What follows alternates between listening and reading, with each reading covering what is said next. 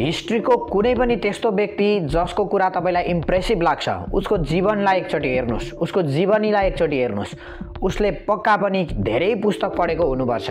भनिन्छ today's reader tomorrow's leader, यानी ये है पावर ऑफ बुक्स। बुक्स की वजह से आप दूसरों के एक्सपीरियंस से, दूसरों की नॉलेज से घर बैठे अपनी कंफर्ट पे हमेशा सीख सकते हो। मैं श्रद्धा से भरा होता हूँ ऐसे घरों के लिए जहाँ पे किताबों का कमरा के गर्ने नियमित रूपमा चलाउने फेसबुक, ट्विटर, टिकटक अनइन्स्टल गर्यो। अब म हेर्दिनँ, मोबाइल चलाउँदिनँ, किताब पढ्छु, राम्रो काम गर्छु। त्यही भएर हामीले बुक पढ्नु एकदमै धेरै महत्त्वपूर्ण छ।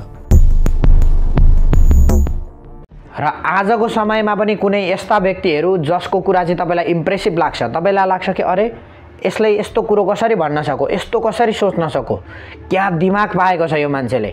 जब तपाईलाई त्यस्तो लाग्छ त्यो व्यक्तिको भित्री कुरा हेर्ने भने उसले धेरै अध्ययन गरिरहेको हुन सक्छ। एउटा उदाहरण हामी लिन सक्छौं कि ओशोले धेरै पुस्तकहरू पढे, जिन्दगीमा उनले 1 लाख भन्दा बढी पुस्तकहरू पढे र उनको बोल्ने शैली कस्तो छ, उनले जीवनमा एकचोटि पनि माफ गर्नुहोस् मैले यो गल्ती भनेछु भनेर यस्ता कुरा गरेनन्। उनले सटिक कुरा गरे। कसरी त भन्दा धेरै अध्ययन। उनीले आफूलाई बुद्ध पुरुष भने, बुद्ध पुरुष भए तापनि उनले अध्ययन गरिरहे, पुस्तक पढिरहे। अहिलेकै अवस्थामा हेर्नुहुन्छ भने हामीले सद्गुरुलाई देख्न सक्छौं अथवा कुनै पनि आफ्नो फिल्डमा तपाईले अलिकति धेरै राम्रो बोल्न सक्ने मान्छे अथवा धेरै विद्वान जस्तो देखिने मान्छेलाई हेर्नुहुन्छ भने उसले धेरैवटा पुस्तकहरू अध्ययन गरिरहेको हुन्छ। Books have done many wonderful things to us. Before these videos and online and everything came, it is books which took us around the world. We read a book about Antarctica and we were almost there if it was well written, you know. Hello? आजको समयमा नेटमा धेरै खालका कुराहरू भेट्न सकिन्छ। जस्तै उदाहरणका लागि पढ्नको लागि हामीलाई ई-बुक मिल्ने गर्छ, पीडीएफ मिल्ने गर्छ र हामीलाई फेसबुकमा अथवा युट्युबमा हामीसँग अडियो बुकहरू हुने गर्छ जसलाई हामीले सुन्न सक्छौं। त्यस्ता कुराहरू हामीले भेट्न सक्छौं। त्यसबाट हामीले केही ज्ञान त पाउन सक्छौं, तर जुन फिजिकल बुक हुन्छ जसलाई तपाईले अगाडि आफूले लिएर त्यसलाई पढ्नुहुन्छ त्यो जस्तो ज्ञान अडियो बुकले दिदैन।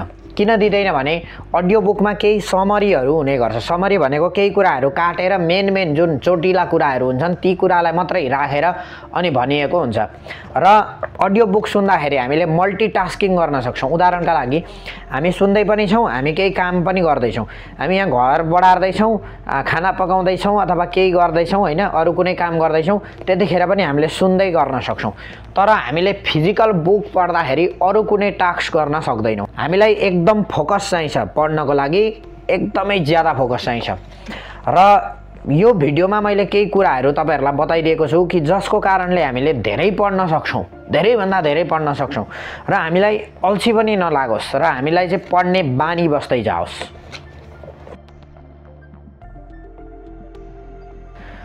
पहिलो कुरा त यो कि तपाईलाई यदि कुनै पुस्तकमा इन्ट्रेस्ट छैन भने त्यो पुस्तक पढ्न नथाल्नुहोस्। त्यसले तपाईको बानी बनाउने हैन, बानी बिगार्ने काम गर्छ।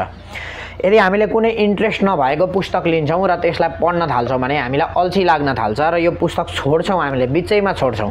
तर यदि तपाईलाई इन्ट्रेस्ट भएको पुस्तक लिनुहुन्छ भने त्यो हामीले राम्ररी पढ्छौं। तपाईले के सोच्नुहुन्छ भने मेरो घरमा धेरै पुस्तकहरू छन्, म यो पुस्तकहरू मध्ये एउटा छानेर पढ्छु। तर त्यहाँ यस्तो पुस्तक नहुन सक्छ कि जुनमा चाहिँ तपाईको इन्ट्रेस्ट होस्। जहिले पनि पुस्तक पढ्न थालनी गर्दाखेरि आफूलाई इन्ट्रेस्ट भएको टपिक हुनु आवश्यक छ। पुस्तकको टपिक जुन छ त्यो चाहिँ इन्ट्रेस्टिङ हुनु आवश्यक छ। जब हामीले पुस्तक खोल्ने गर्छौं, त्यो पुस्तक खोलेर पढ्दाखेरि हामीलाई यदि त्यो पुस्तकबाट मजा आउँदैछ भने हामीले त्यो मजा सोशल मिडियातिर खोज्न जाँदैनौं र अडियो बुकमा अथवा कुनै पनि अरु टपिकमा हामी खोज्न जाँदैनौं। त्यहाँ हामीलाई इन्ट्रेस्ट लाग्न थाल्यो भने हामी किताबमै रमाउन थाल्छौं र हाम्रो अध्ययन अझै बढ्दै जान्छ। दोस्रो कुरा, यदि तपाईले कुनै पनि पुस्तक पढ्दै हुनुहुन्छ भने त्यो पुस्तकलाई चाहिँ कन्टिन्यू गर्न आवश्यक छ। आदि पढेर छोडेर फेरि अर्को पुस्तक थाल्नुहुन्छ भने तपाईले कहिले पनि अध्ययनलाई कन्टिन्यू गर्न सक्नुहुन्न। पहिलो कुरा इन्ट्रेस्टिङ टपिक भएको पुस्तक लिने, दोस्रो कुरा त्यसलाई कन्टिन्यू राख्ने, नसकिउन्जेलसम्म कन्टिन्यू राख्ने। र यसको लागि एउटा केही नियमहरू अपनाउन सक्नुहुन्छ। उदाहरणका लागि मैले बिहान उठेर यति बजेदेखि यति बजेसम्म यो पुस्तक अवश्य पढ्छु, एउटा टाइमिङ चाहिँ आफूले राख्नुहोस्। यो भन्दा अर्को अझै सजिलो तरिका चाहिँ के त भन्दाखेरि म दिनको यति पेज चाहिँ अवश्य पढ्छु। जस्तै उदाहरणका लागि म दिनको 10 पेज चाहिँ अवश्य पढ्छु। उदाहरणका लागि मैले यहाँ एउटा पुस्तक लिएको छु। यो पुस्तकको जम्मा पेज नम्बर 229 वटा पेज छ, 229 पेज छ। अब एउटा उदाहरणको लागि यो चाहिँ मैले दिनको 10 पेज मात्रै 10 पेज पढ्छु भने यो मैले कति दिनमा चाहिँ यो पुस्तक सक्छु त?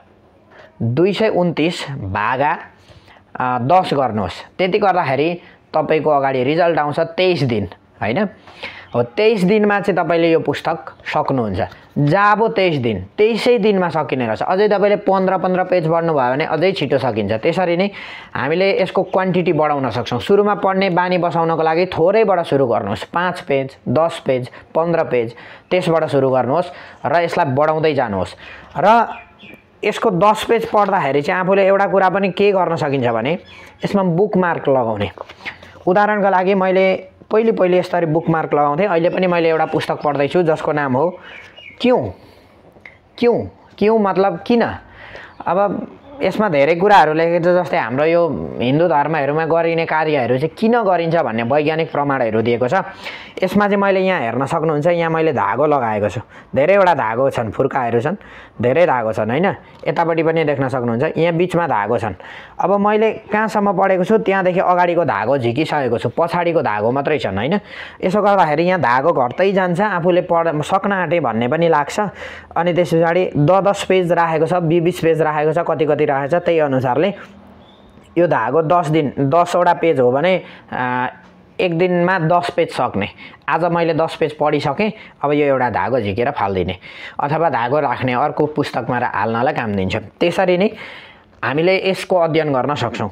अर्को कुरा के छ भने हामीले पुस्तकको बीचमा बुकमार्क लगाउनको लागि चाहिँ स्टिकी नोटलाई पनि युज गर्न सक्छौं। यो चाहिँ स्टिकी नोट हो, यो वालमा टाँसिन्छ, यस्तो हेर्न सक्नुहुन्छ। यो जम्मा एउटा बुङलाई तपाईले पुस्तक पसलमा गएर किन्नु भने 50 रुपैयाँ पर्छ। यसमा झन्डै 100-150 वटा पेपरहरू हुन्छ र यो एउटा पेपरमा चाहिँ यदि मैले यहाँबाट निकाल्छु भने यो टाँसिन्छ, भित्तामा पनि टाँसिन्छ, यो पुस्तकमा पनि टाँसिन्छ र पछि त्यसलाई निकाल्दाखेरि त्यहाँ केही हार्म गर्दैन, केही पनि त्यहाँ त्यस्तो नराम्रो हुँदैन। यसलाई चाहिँ हामीले यहाँ माथि नोट राखेर जस्तै पेज नम्बर यतिसम्म, हैन? डेडलाइन पनि लेख्न सक्छौं यसमा चाहिँ हामीले। जस्तै उदाहरणका लागि आज मैले पुस्तक थालेँ भने भोलिको दिनमा, भोलि भनेको 2082 साल यति महिना यति भनेर, जस्तो 82 मैले भने 81 नै छ अहिले, तै पनि 2082 मा यति गतेसम्ममा यो पेज सक्नुपर्ने भनेर त्यहाँ डेडलाइन पनि लेख्ने अनि पेज नम्बर यतिदेखि यतिसम्म भनेर त्यहाँ लेखेर अनि त्यसरी ट्याक्क टास्न सक्छौं। त्यस्तो गर्दाखेरि हामीले छिटो अध्ययनलाई अगाडि बढाउन सक्छौं। अनि एउटा कुरा, हामीले कति वर्ष बितायौं, कति महिना बितायौं, तर हामीले कतिवटा पुस्तक पढ्यौं त अहिलेसम्म? अनि 1 महिना 23 दिनमा एउटा पुस्तक, 23 दिन, त्यत्रो दिनमा एउटा पुस्तक पढेर कहिले कति पढ्नु र भन्ने सोच्नुहुन्छ होला। तर तपाईलाई इन्ट्रेस्ट भएको पुस्तक अनि तपाईले पढ्दै गरेको पुस्तकमा चाहिँ यसरी ट्याक्क लगाउनुहुन्छ भने यो 23 दिन कहिले बित्छ हामीलाई पत्तै हुँदैन। हामीले अहिलेसम्म कति पढ्यौं त, कति पनि पढेनौं। त्यही भएर हामीले थोरै पढ्ने बानी बसाएर अनि पछाडी चाहिँ हामीले बढाउँदै गयौं भने अनि हाम्रो अध्ययन राम्रो हुँदै जान्छ। अर्को एउटा कुरा म के भन्छु भने तपाईहरुलाई, यदि तपाईहरुलाई अध्ययन गर्ने, अब अध्ययनलाई चाहिँ म अगाडि बढाउने भनेर सोच्दै हुनुहुन्छ भने र कस्ता पुस्तकहरू छान्ने भन्ने बारेमा तपाई कन्फ्युज हुनुहुन्छ भने तपाईले चाहिँ एउटा कुरा, तपाईको फिल्डसँग रिलेटेड, जस्तै कामसँग रिलेटेड कुनै पुस्तक अथवा यदि त्यस्तो कुनै पनि छैन, जस्तो कोडिङको बारेमा पुस्तकहरू पाइन्छ, हैन? जस्तो कुकिङको बारेमा पाइन्छ, जेको बारेमा आफ्नो फिल्ड जे छ त्यही अनुसारको पुस्तकहरू पाइन्छ। तर तपाईले चाहिँ मेरो करियरसँग रिलेटेड पुस्तकहरू छैन भन्नुहुन्छ भने चाहिँ तपाईहरुले चाहिँ आफ्नो अहिलेको तत्कालको समयमा केको समस्या छ, पैसाको समस्या छ भने फाइनान्स सम्बन्धी, हैन? जस्तै उदाहरणको लागि तपाईको चाहिँ एकदम ओभर थिंकिङ गर्नुहुन्छ भने तपाईले मानसिक चिन्ता सम्बन्धी, हैन? मानसिक चिन्ता म्यानेजमेन्ट कसरी गर्ने भन्ने बारेमा पुस्तक पढ्न सक्नुहुन्छ। अथवा तपाईलाई चाहिँ कुनै पनि समस्या जुनै टपिकमा पुस्तक बनेका छन्, तपाईले त्यस्तो पुस्तक किनेर पढ्न सक्नुहुन्छ र यसलाई नभेटिने पुस्तकहरूलाई अनलाइन मगाएर पनि पढ्न सक्नुहुन्छ। म चाहिँ धेरै धार्मिक र आध्यात्मिक पुस्तकहरू पढ्न रुचाउने गर्छु। म त्यही फिल्डको मान्छे भएर पनि हो। पहिलो कुरा यो मैले अहिले पढ्दै गरेको क्यों भन्ने छ, त्यस्तै मैले यहाँ 2-3 वटा पुस्तक मसँग अहिले पनि छन्, यिनीहरु छेउमै पनि छन्। एउटा प्रथम और अन्तिम मुक्ति भन्ने छ, यो चाहिँ जे कृष्णमूर्तिको पुस्तक हो। त्यस्तै मैले यहाँ विज्ञान भैरव तन्त्र ओशोको जुन छ, यो ओशोको पुस्तक हो। ओशोले जिन्दगीमा 1 लाखभन्दा माथि पुस्तक पढ्नुभयो। कसरी पढ्नुभयो होला विचार गर्नुहोस्। 1 लाखभन्दा माथि पुस्तक। अनि उहाँको कुरा सुन्नुहुन्छ भने तपाईँको दिमाग परिवर्तन हुन्छ। त्यस्तो मान्छे र त्यस्तो कला कहाँबाट आयो भन्दाखेरि पुस्तक अध्ययनबाट आयो। जसले पुस्तक ज्यादा अध्ययन गर्छ त्यसले सटिक र राम्रो एन्सर दिन पनि सक्छ र उसको जिन्दगी परिवर्तन हुँदै जान्छ। र त्यस्तै अहिलेको उदाहरणमा सद्गुरुलाई हेर्नुहुन्छ भने सद्गुरुले पनि पहिले कलेज पढ्दाखेरि उहाँले लाइब्रेरीमा गएर बिहान बेलुकै अध्ययन गर्नुहुन्थ्यो र अहिले पनि जोसुकै त्यस्तो मान्छे अहिले फेमस भइरहेका मान्छे जस्तै नेपालकै हेर्नुहुन्छ भने नेपालमा पनि धेरै त्यस्ता मान्छे हुनुहुन्छ। जस्तै डाक्टर विकास आनन्द हुनुभयो होइन। त्यस्तै उदाहरणका लागि चाहिँ हामीसँग धेरैजना हुनुहुन्छ। आध्यात्मिक मान्छेहरू त कति हुनुहुन्छ होइन। त्यस्तो जो पनि मान्छे अलिक सटिक उत्तर दिने विद्वान धेरै मान्छे हेर्दाखेरि धेरै ज्ञान भएको भित्र धेरै ज्ञान बोकेको मान्छे हेर्नुहुन्छ भने उसले धेरैभन्दा धेरै अध्ययन गरिरहेको पाउन सकिन्छ। त्यसैले तपाईँ पनि दिनमा केही अध्याय, केही पाना, केही पेज अथवा कति सक्नुहुन्छ त्यति अध्ययन गर्नुहोस्। यही मेरो अनुरोध छ र यो भिडियोको सन्देश पनि यही हो।